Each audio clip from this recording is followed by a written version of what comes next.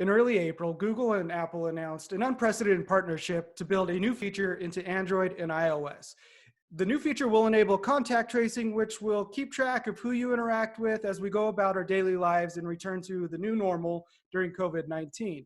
And that's exactly what we're going to talk about today. How does it work? What does it mean? Privacy implications? Should it even exist? I'm Jason Cipriani with Jason Perlow. This is Jason Square. All right, Jason, so what exactly is this contact tracing feature? So, as you said, in an unprecedented move, Apple and Google have now decided to partner on a system. Essentially, it's a protocol and an application as well for phones when you get near someone who if you get near anybody, essentially, the phones will do a wireless handshake over Bluetooth. Transparent to you, you won't even be aware of it. It'll just happen in the back. So let's say you were in the room with me, and we're both carrying, you're carrying an iPhone and I'm carrying an Android, right? These phones will handshake and talk to each other and exchange keys. Kind of like they're swapping business cards or contacts, except that Right. you're not aware of it. They're going to be storing this in an encrypted storage area, and then we'll go about our daily lives, right? But maybe in a week, I get sick and I get diagnosed with COVID-19. Well, if I get diagnosed with COVID-19, I have to hit a button that says I've been diagnosed with COVID-19. And then suddenly you get a notification, right, that someone you've been exposed to, not necessarily you've been exposed to Jason Perlow who got sick with COVID-19, but you've been exposed to somebody who has been diagnosed with COVID-19, and you should quarantine yourself or get checked out as soon as possible. That's how the thing works. Now, there's a big architectural data flow that they've shared and all kinds of screenshots and sample code, application programming interfaces to build apps for this thing. But that is effectively how it is supposed to work in theory. Right, yeah. So the feature is built into Android and iOS. I think Google's issuing the update through the Play Store, and it's Play Protect, background ability to add this to phones that are already out there. We saw the first glimpse of it in iOS 13.5, which is currently in beta, so it's not available to the general public. But like you said, it's going to be an app in the first wave. There's actually two phases here to it. The first one is health departments, health professionals can apply with Google and Apple to get approved to be able to build an app against the API for either phone. So let's say the CDC gets approved, they can build an app, and then your phone will communicate with others around you throughout the day, and you install that app, it logs it. Like you said, you identify whether or not you have COVID-19 or if you have a positive case of it, and then alerts go out.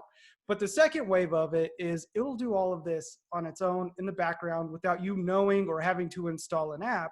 And then eventually you could get a push alert if you come into contact with someone that will then instruct you to download your local health department's app and let you know what next steps you need to take, which is kind of privacy concerning for a lot of people, and I get it, but I think we need to dive into exactly how this works and the precautions that both companies are taking, but also possible issues that could creep up during that.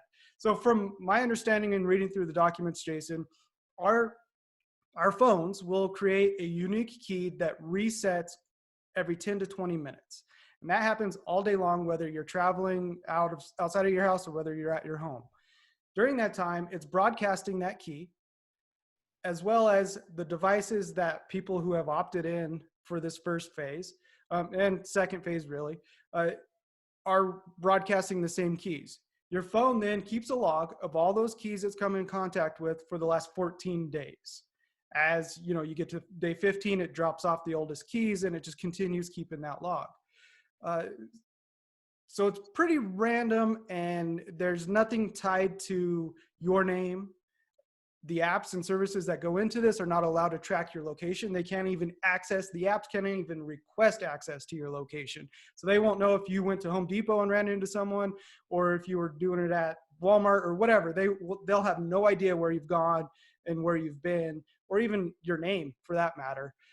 So let's start there. What do you think about how the Bluetooth keys sync and hand off? So the anonymization of the keys, I'm fine with the way that that works, and the randomization of the keys, that's fine. I have a lot of concerns about the system's architecture in general of how this is made and some of the psychology of how this is supposed to work, right?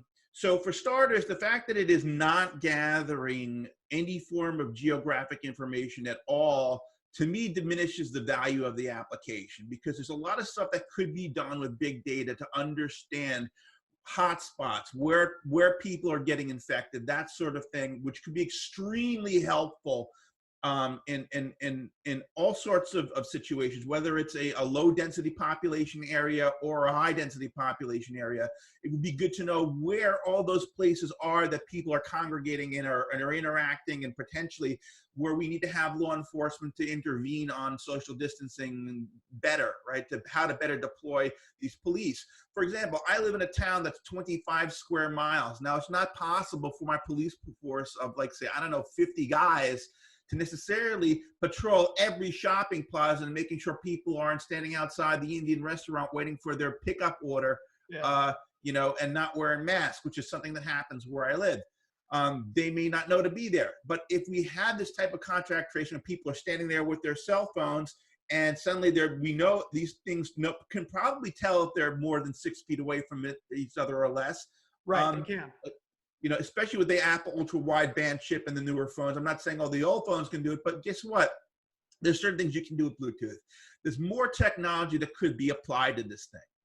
The second thing that I don't like about this is the entire voluntary nature of I've been diagnosed with COVID-19.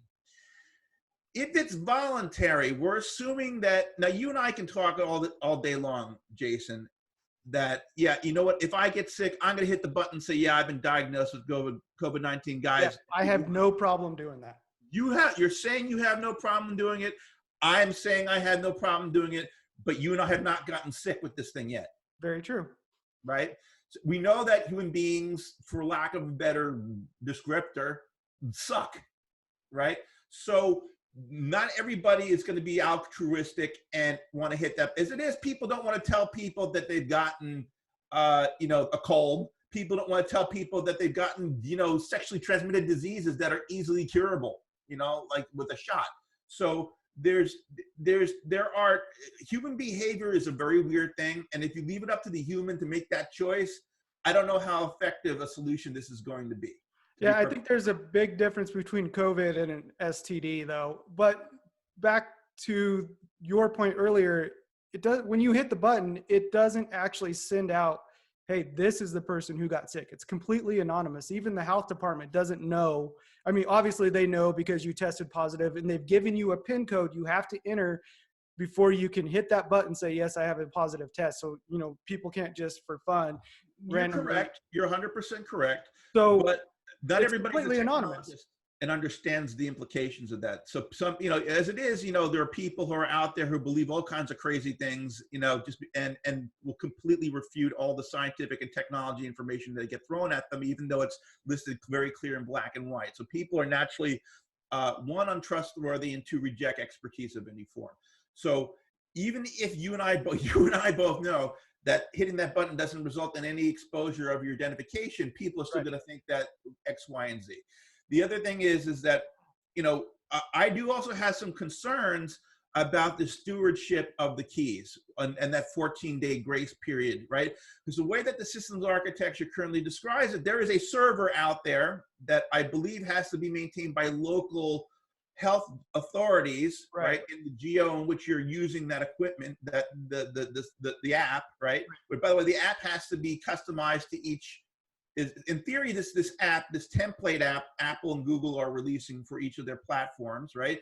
There's going to be the initial app, right, and then local health authorities are going to have somebody that's in charge of customizing it and submitting it back to the app stores and maintaining it, right? So there's going to be local caches of these key stores, right? So as your phone is logging keys, it's all local. It's kept on your phone. The only time keys are uploaded is when you test positive. Right. Or But there's going to be a positive key store that's going to live someplace in each state, right, presumably. yeah. I just want to make it clear though, you're not uploading your keys No. 24/7. No. Those are staying local on your device unless you either test positive or one of the keys that you've interacted with has notified of a positive test. Now, I haven't looked at the metadata of those keys or what type of things they contain. But look, let's say somebody breaks into one of these key stores. Who knows what the hell else is stored on these key stores, right? And the other thing is the issue of local maintenance of apps. Now, if you leave it up to a local health authority to maintain code, right? Someone's going to have to manipulate that code, right? So it's code that's now out of Apple and Google's hands. Who knows what can be injected into that code if someone is stupid about their development processes. And also, we don't know what hackers can potentially do with these APIs, right? Once they get a hold of them, they could be used for nefarious purposes, other types of purposes. So especially Android. I'm less concerned about iOS than I am about people touching APIs in Android. That concerns me.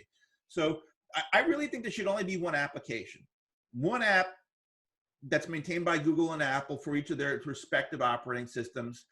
And there should only be one app per country, per major health department. So there should be a CDC and the WHO, and whatever Germany has, and whatever UK. It sounds like they're going the wrong way, but the EU should have their own app, and whatever Asian countries and African countries and South American countries, Canada should have their own app, Mexico, whatever. But each country should be responsible for maintaining their app and their key store. I don't think Broward County, Florida, should have its own app. That's ridiculous. No, I agree with you 100% there. Yeah. My local county, I don't think they should develop and maintain their own database and app. I think what should happen, I agree the CDC should have an overall, play in this, but even if at just the state level, that way, if you get an alert that someone tested positive, you get localized information fed to you. So, hey, here's what you need to do. Here's where you can go get tested. Here's,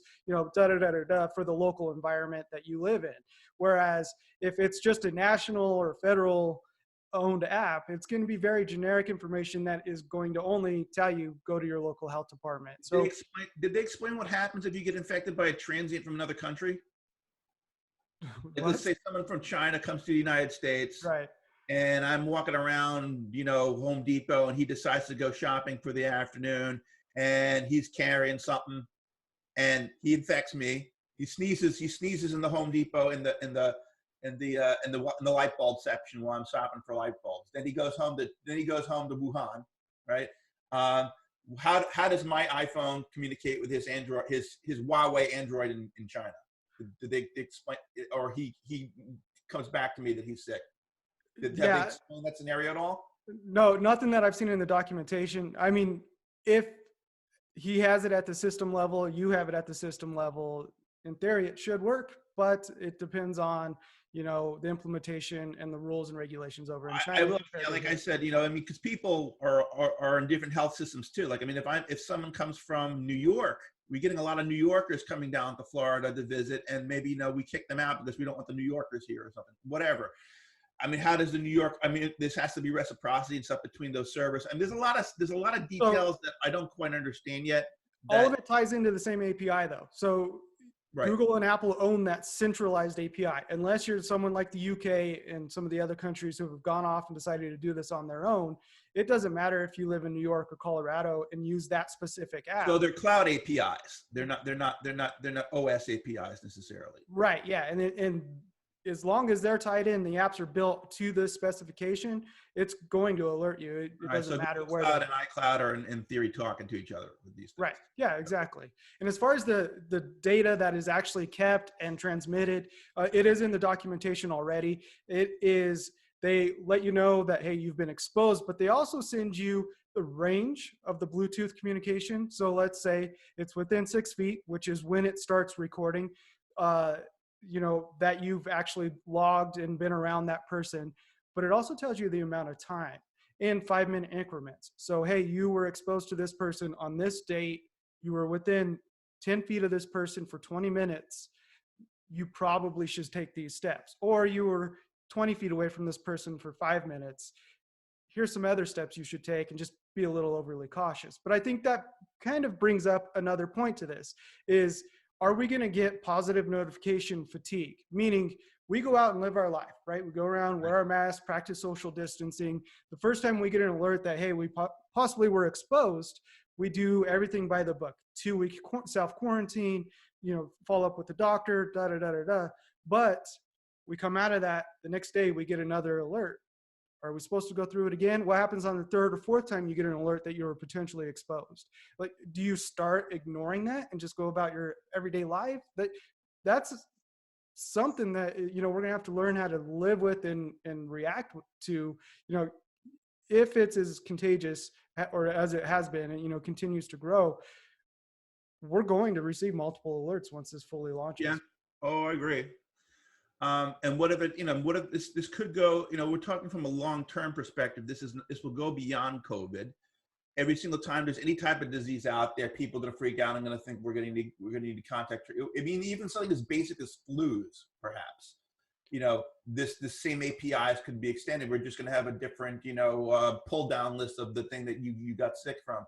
So, I think you're right. We're gonna be living in fear of that notification popping up all the time. It's gonna make us mentally ill, as if we're not mentally ill already.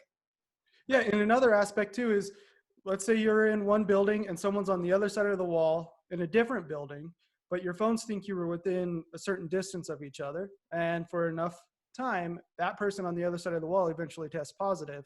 You have zero risk.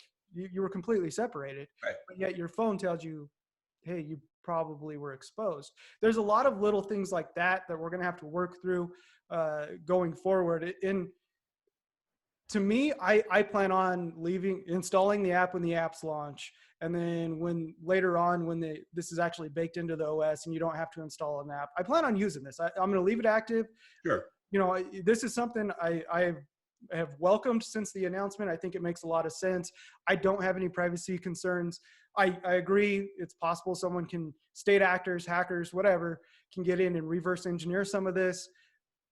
But I don't see the stigma with COVID-19 at all, at least not yet. I just don't see it. And I don't have any issue if someone were to find out that, hey, I got sick somewhere and I tested positive. That's fine with me. I forgot where I was going with all of that.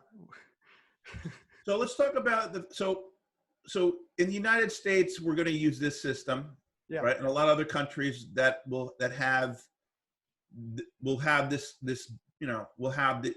use this system, right?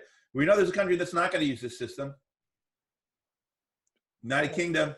Yeah. So their app, pictures have started to show up. How it works, that has started to show up, and it sounds like, from what I was reading yesterday, and I haven't verified this, but it was, a news story, you have to have the app open and running at all times for it to work in the foreground. So you go out, you can't place a phone call, you can't reply to text messages, you can't do anything. The app has to be open and actively running. If that's true, that is a horrible way of going about doing this. It's supposed to be passive in the background, something you don't have to actively think about. The data and the accuracy of it is just not going to be there. No, it's not going to be very useful at all. Yeah. I'm glad Apple and Google have partnered up for this. Like I said, I'm going to leave it active and running. I hope other people do as well. I do understand the privacy concerns, but what about you, Jason? Are you going to have it open and run, or not even open and running? I'm going to run it. I'm going to run it all the time. And I think this is at least a good start for Apple and Google to be cooperating on APIs and data sharing and things like I said, in a previous article I wrote about the fact I really think they need a payment system cooperation in some way. I think that would be huge. There's other areas in which they can cooperate. I'd like them to use similar charging technologies. That would be nice. So I think this opens up the possibility for more cooperation between the two companies in the future.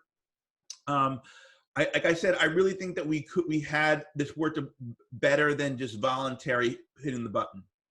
right? I mean, I know people are worried about their personal liberties and all this kind of stuff, but this is a disease that kills a lot of people, right? I mean, if you're diagnosed with this thing, it's got this flagging has to occur at the hospital or the healthcare provider where you're diagnosed. It has to happen. And I think that's the intent of Google and Apple. Whether or not that happens, that remains to be seen. And I do think that we're going to need some type of geographic data to make this much more useful, because it's hard to get an understanding of how this virus moves around without that information. Not have those heat maps, to not understanding movement at a meta level, right? I mean, if you take a look at what that guy did with that metadata, with all those people that came down to Florida and the Fort Lauderdale beaches, and then what happened to all those cell phones as they propagated around the country. Right. It was a very illustrative way of seeing how the virus moves around, and how that we can see that happening at a localized level, with more finer detail of buildings and things like that, and what type of spaces people go to get a better understanding of what happened. When we reopen up all these restaurants, what's going to happen, right? We need to understand this stuff, because right now we're just working from a premise of fear and not understanding anything, which doesn't help us. So 2 things to that, and then we'll wrap this up. First, I think that the geographical information, the location data isn't needed. I don't agree with that at all. I think the replacement and the answer for that is testing. You have the testing, where it's going, where the hotspots are, what's going on, and you're able to map this far better than any phone can. The second thing is, for the privacy concerned, you just talked about how a random person on the internet was able to gain access to thousands of phones and their location information, and then map where they went, where they were, and where they went, with zero privacy concerns at all. And anybody can do that. It's marketing 101 in 2020. It happens every day. Marketing companies use Bluetooth and Wi-Fi location to track us all day, every day. I'm perfectly okay with private keys being exchanged through secure means. The fact that map was able to be created, I knew that kind of stuff could happen, but the accuracy at which it was created, and if you have no clue what we're talking about, Google it, look at the transition from spring break in Florida and the map and the hotspots that COVID-19 took off. It's a different type of metadata than what would be used for tracking, transmission of viruses at a local level with the little precision we'd be talking about. But still, yes, that type of metadata does exist. Yeah, you have a phone in your pocket, people can track you.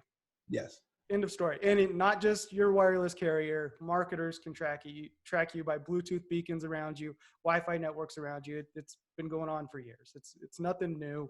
And that is part of why I'm perfectly okay with all of this. So, Perlow, do you have any closing thoughts here?